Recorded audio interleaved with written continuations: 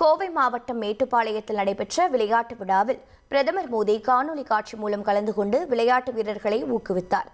மத்திய விளையாட்டுத்துறை சார்பில் நாடு முழுவதும் நடத்தப்பட்ட சன்சத் கேல் மஹோத்சவ் விளையாட்டு விழாவின் நிறைவு விழா மேட்டுப்பாளையத்தில் நடைபெற்றது.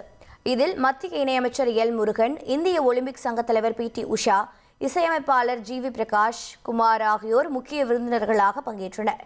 இந்த நிகழ்ச்சியில் பிரதமர் நரேந்திர மோடி காணொலி காட்சி வாயிலாக உரையாற்றினார். மத்திய இணையமைச்சர் எல் முருகன் முயற்சியால் நீலகிரி மாவட்ட விளையாட்டு வீரர்களின் திறமையை அங்கீகரிக்கும் வகையில் 8 விளையாட்டுகளில் 4000க்கும் மேற்பட்ட வீரர்கள் பங்கேற்றனர்.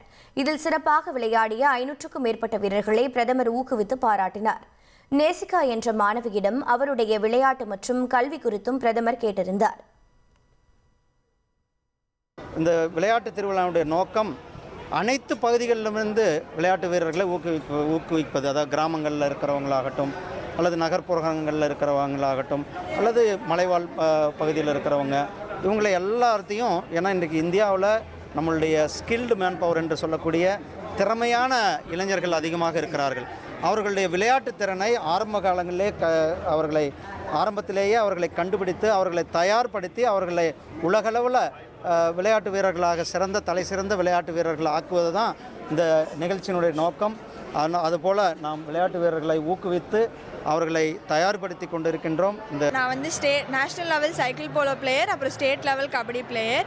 இங்கே சன்சத் கேல் மஹோத்சவில் அண்டர் 19 கேர்ள்ஸில் கபடியில் வந்து பார்ட்டிசிபேட் பண்ணியிருக்கேன். 3rd பொசிஷன் வந்து செக்யூர் பண்ணியிருக்கோம் எங்கள் டீம்.